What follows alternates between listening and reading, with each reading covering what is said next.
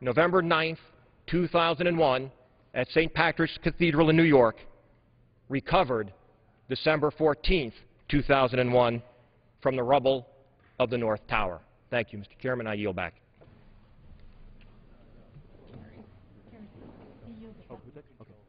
Okay. The gentleman yields back. Nope. Sorry, Mr. Speaker, you're up. I would like to yield time to the gentleman from the Empire State, Mr. Grimm. Does the gentleman ask unanimous consent to reclaim his time? I do. Without objection, so ordered. Thank you, Mr. Speaker. As we approach the 10th anniversary of 9/11, I appreciate an opportunity to recognize those lost in the attacks. I think about our heroic emergency responders, the families of those who lost loved ones, and those themselves that never returned on that tragic day. I was a 9/11 first responder, and I remember it like it was yesterday. I remember the despair,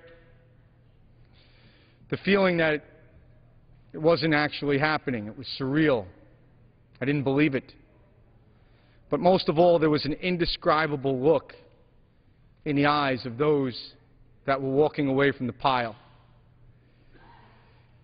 And I can tell you without any uncertain terms that during this time and for the weeks that followed throughout the rescue and recovery, the vast majority of us turned to prayer. And for many of us, it was prayer that got us through dealing with the wreckage and the carnage and the reality that it was not a movie set. It was not surreal. It was, in fact, an attack on America. It was, in fact, a beautiful day where ordinary Americans, mothers and fathers, brothers and sisters, went to work one day and never came home. And it was during this rescue and recovery that a perfectly intact crossbeam was found among the wreckage. And that crossbeam was believed to have been from Tower 1. And the cross was lifted out of the pile and was put on display. It became much more than a crossbeam, but rather a symbol of hope and a symbol of comfort for all of those on the pile and for all of those watching in despair, wondering if they would ever see their loved ones again. There's a lot to be said about 9/11, and it's very visceral, very personal for everyone that was touched by it. But I can tell you that if there was one common thread, one common bond, it was the prayer, the symbol of hope, the feeling that we all came together. And this cross is part of that. This crossbeam, this steel taken from Trade Center 1 was a part of the story and the journey that all of those involved went through. And now that crossbeam has been placed in the museum to be memorialized as an artifact to remember everything that happened. But it's under attack by atheist groups that simply want their moment, their spotlight in the news. And that's why I put forth legislation to make it a national monument. This crossbeam, the steel itself, represents solace at a time of one of the darkest moments in our history. It should be preserved. It is a part of that history. It is a part of the comfort that we sought. And for that purpose, I am very hopeful that my legislation will secure this crossbeam's place at the museum so that we can all remember our nation's strength and resilience in the aftermath of this attack, and we can move forward as a stronger and better America. God bless you, and God bless America. I yield back. Thank you, Mr. Speaker. I now would like to yield to the gentleman from the Garden State, Mr. Lance.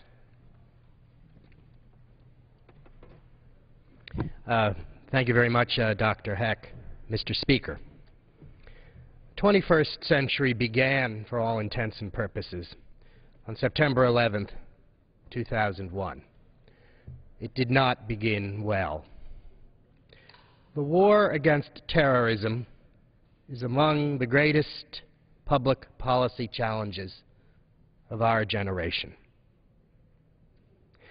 The deceased were casualties of war to the same extent as any person serving on the battlefield.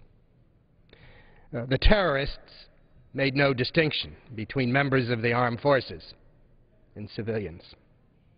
The terrorists made no distinction between small children and infants and adults. And they killed their victims at will. We in New Jersey lost roughly 700 people, second only to the state of New York. I stated on the floor of the New Jersey State Legislature 10 years ago, and I repeat here today on the floor of the United States House of Representatives, that it will take the genius and the tenacity of a free society to overcome the scourge of terrorism, but overcome it we shall. We have made much progress in the last 10 years, but, Mr. Speaker, more progress needs to be made. On December 8, 1941, speaking here in the House of the People, the House of Representatives, Franklin Roosevelt said famously that no matter how long it may take us to overcome this premeditated invasion, the American people in their righteous might will win through to absolute victory. That is as true today regarding the war against terrorism as it was when Franklin Roosevelt spoke it about World War II so many years ago. In one of the subsequent stanzas of America the Beautiful, Catherine Bates, the author, wrote of thine alabaster city's gleam, undimmed by human tears. But of course that is not true. Human tears are still shed based upon what happened on 9/11. And alabaster cities gleam not as brightly based upon the horrific acts of the terrorists. At the National Cathedral on September 14, 2001, the President of the United States, George W. Bush, said this: "There are prayers that help us last through the day or endure the night. There are prayers of friends and strangers that give us strength for the journey. And there are prayers that yield our will to a will greater than our own. This world He created is of moral design. Grief and tragedy and hatred are only for a time. Goodness, remembrance, and love have no end. And the Lord of life holds all who die and all who mourn." The President went on to state at the conclusion of his remarks words that I believe are from St. Paul's epistle to the Romans. The President said, "As we have been assured, neither death nor life, nor angels, nor principalities, nor powers, nor things present, nor things to come, nor height, nor depth can separate us from God's love." Mr. Speaker, this weekend we honor the memories of those who were lost on 9/11. We also honor the brave first responders to the horrific acts of a decade ago and recall the tremendous heroism and self-sacrifice of so many in New York at the Pentagon, and on an airplane over western Pennsylvania. May God bless all of those who died on 9/11 and their families, those who bravely responded to the tragedy, and those who have ever put on the nation's uniform to serve and protect us from the dangers we have faced and continue to face. And, Mr. Speaker, may God continue to bless the United States of America. Thank you very much, Mr. Speaker. I yield back the balance of my time. Thank you, Mr. Speaker. I would now like to yield to the gentleman from the Keystone State, Mr. Meehan. Recognized. I want to thank my good friend from Nevada, Dr. Heck, and I want to thank him for the opportunity of organizing this moment for us to recognize the significance of this weekend in which ceremonies and memorials all across our country will be held. We'll come together as a nation to honor the lives of the thousands of innocent lives that were lost 10 years ago. And there's no doubt that as the events of September 11th forever changed our nation, the lives that were lost on that horrific day continue to live in the hearts and the minds of millions of Americans and people around the world who will continue to honor their memory. I know for many this is a personal issue as well. Those who knew and lived with people who gave their lives for me. It's a remembrance of a very special family, the Bavis family, and Mark Bavis, one of the individuals on the plane who went into the World Center, a member of the Boston Bruins, and a wonderful young man. These are acts of heroism and courage from that day that will continue to be honored, and our brave first responders who risked their lives to rescue others will certainly be first among them. You'll hear many of us tell stories about the opportunity to be a participant in the aftermath of that immediate event. I had a small opportunity, and I think really it was a privilege just a few days thereafter to have had the nomination of the President of the United States honored and passed on by the Senate to become the United States Attorney, to go to work in the Justice Department just days after, and to participate in playing a role in the nation's response to this horrible act of terrorism. I think of my role as being really quite minimal in respect to, but it became a front seat on the ability to watch so many others who rallied around as a nation and who frankly then went into harm's way and with the objective of keeping our nation safe from the continuing threat of terrorism. And I particularly focus on those war fighters who are bravely overseas now putting their lives on the line, and the vigilance of the members of our law enforcement and others who the testament of their effect has been that we are a decade later still recognizing not just their memories but the reality that we as a nation have not been similarly attacked. It's my hope that not just on this anniversary of 9/11 but every day we'll remember the lives lost, those who were left without fathers and mothers, sons and daughters, brothers and sisters. Over 3,000 children lost one or both of their parents that fateful day, including 32 babies who were born after 9/11. Their incredible strength and resilience and the courage of their loved and lost is an inspiration, and I trust we as a grateful nation will keep them all in our prayers. I yield back.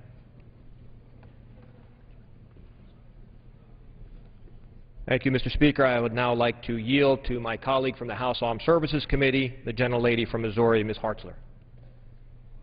Thank you, Mr. Heck. It's an honor to be here today and be able to share a few words in memory of what happened on 9/11. You know, 9/11 changed our world forever. It is this generation's Pearl Harbor and will live on in infamy. Most of us will always remember where we were when we heard the news of the attack. I was at home with our then 1.5-year-old daughter who was just finishing breakfast. And it was a bright, clear, sunny day in the fall. The doorbell rang. My neighbor was on my doorstep saying that he just heard on the radio that a plane had hit the World Trade Towers. And thinking it a tragic accident, we turned on the TV and were horrified to watch a second plane crash into the second tower. This wasn't an accident. America was under attack.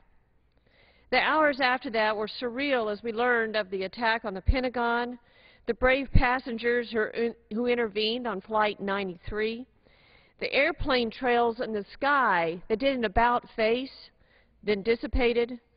There were no more, as planes were grounded all across this country. And then watching in horror on TV as the towers collapsed and thousands lost their lives.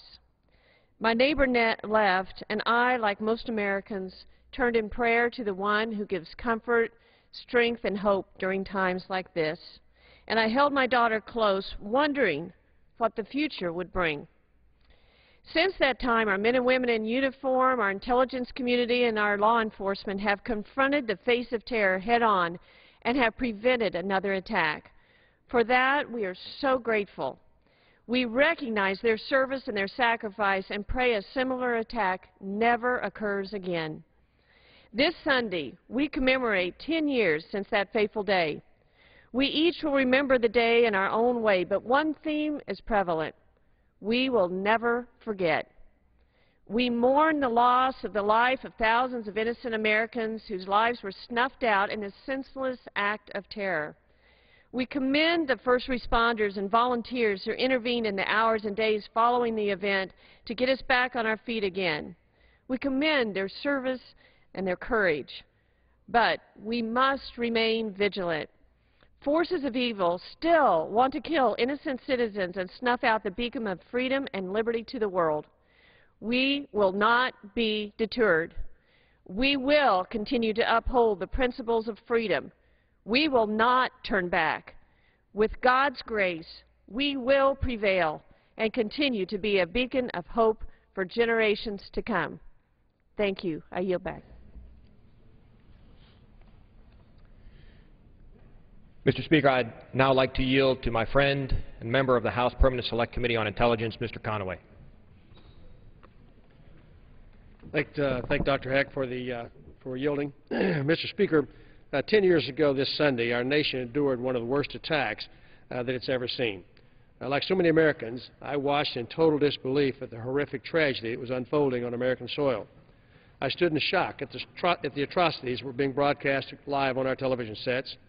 We mourned the loss of life, and we were mainly concerned about the lives of those trying to save the victims that were included in those towers. These coordinated attacks were not just directed at buildings and people, but at the very fabric of our country. This enemy sought to create mass fear and uncertainty, but their heinous efforts are in vain and were in vain. They attacked men and women and children. They attacked our military and civilians without hesitation or reservation. And while in our shock, though, we found an American vigilance and strength that has not been seen since World War II. We reaffirmed a commitment to freedom in ourselves and our friends abroad, and that commitment remains strong today. This unwavering commitment can be seen in every single member of the armed forces who proudly wear our uniforms and their strong families. It's seen in our police officers, our firemen, our emergency personnel, and all first responders. It's actually seen in the members of this body and those that you and I represent. Our commitment to liberty and freedom is as strong and unwavering as all of us today. Today we remember those who perished and thank those who've laid down their lives to defend us. We mourn the mothers and the fathers and the brothers and the sisters and the sons and daughters and the families that were broken and lost that day. We honor those first responders who risked their lives to save their fellow Americans. And we praise the commitment of our service members and their families to continue to keep the fight over there and not at home. We remember how we felt that day and the sense of patriotism that we found. As Americans today, we look forward, knowing that although we face daunting challenges as a nation, we have the resolve to meet those challenges. Much has been accomplished since that day, The world is safer and more free. But, Mr. Speaker, there is much work that yet remains to be done. Let's renew that patriotism we felt that day and move our nation forward. God bless this great country, and may God bless this great country. I yield back. Mr. Speaker, I'd now like to recognize the gentleman from California, Mr. Denham. Mr. Speaker, thank you, and thank you to the gentleman from Nevada for yielding. In the midst of our nation's pressing economic troubles and our political disputes, let us all pause for a minute to take a moment and reflect on what happened to our great nation 10 years ago on September 11th. Americans experienced the most horrific attack in the Western world. On the 10th anniversary of September 11th, let us remember the great heroism that came out of this horrible tragedy, the brave first responders, the men and women that serve in the police departments, the men and women that serve in our fire departments, those brave men and women that quickly responded at that horrific time. Let's also think of the original passengers of Flight 93, those passengers that showed bravery at a very difficult time, the extraordinary action that they took. Let's think of those same servicemen and women that put their lives on the line every day and put their lives on the line after those attacks and continue to put their lives on the line for the last 10 years, protecting our countries from the wars that ensued after. And then millions of Americans that came together at this tough time, put their differences aside, put their political differences aside, put all of the differences together and came together as a country. We can all remember what we felt that day, where we were. I was traveling away from my family. My daughter was 3 years old at the time. I can remember the disbelief as I saw what was happening on TV before my eyes, the sorrow that I felt for the pain that you could see in the faces of those individuals that were wondering whether their family was safe when they went to work that day.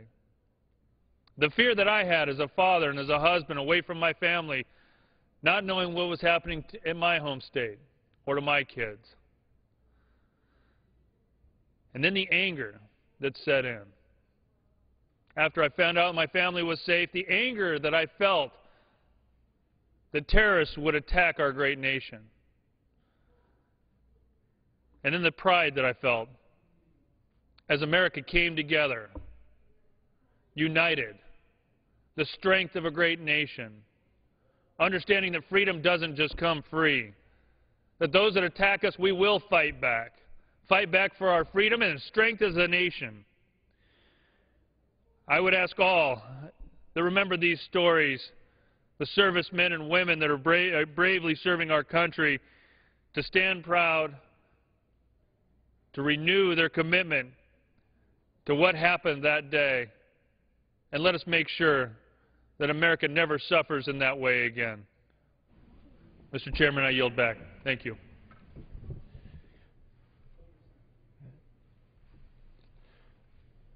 Mr. Speaker, I thank all my colleagues for coming down this afternoon and sharing their feelings and experiences from that fateful day of September 11th, 2001. We've heard a range of emotions, each telling their own story on how that day affected them.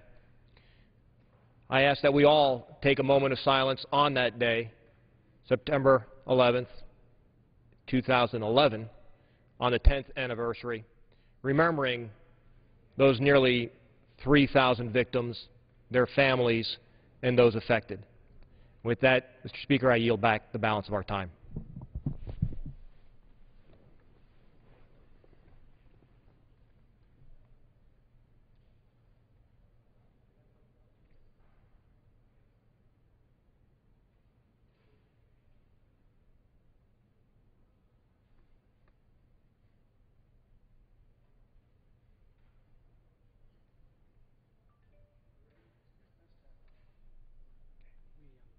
Just canceled on us. Okay, so we're done? Yeah, well, we'll never get going here. Would you stay for 90 seconds? To do what?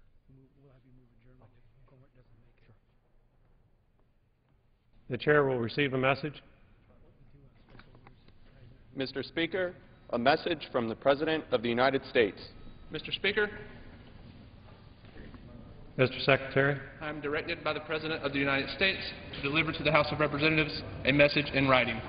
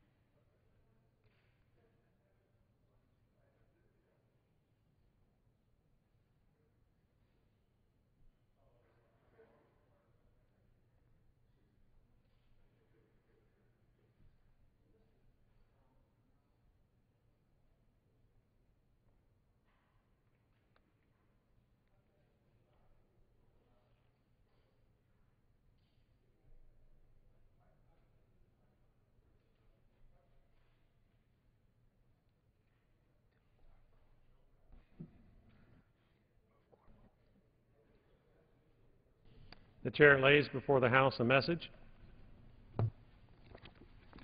To the Congress of the United States, Section 202D of the National Emergencies Act, 50 United States Code 1622D, provides for the automatic termination of a national emergency unless, prior to the anniversary date of its declaration, the President publishes in the Federal Register and transmits to the Congress a notice stating that the emergency is to continue in effect beyond the anniversary date. Consistent with this provision, I have sent to the Federal Register the enclosed notice stating that the emergency declared with respect to the terrorist attacks on the United States of September 11, 2001 is to continue in effect for an additional year. The terrorist threat that led to the declaration on September 14, 2001 of a national emergency continues. For this reason, I have determined that it is necessary to continue in effect after September 14, 2011, the national emergency with respect to the terrorist threat. Signed, Barack Obama, the White House. Referred to the Committee on Foreign Affairs and ordered printed. The chair recognizes the gentleman from Nevada for a motion. Mr. Speaker, I now move the House do now adjourn. The question is on the motion to adjourn. Those in favor say aye. Those opposed, no. The ayes have it. The motion is adopted. Accordingly, the House stands adjourned until noon on Monday next for a morning hour debate. Today, House members approved a bill that authorizes funding for 16 intelligence agencies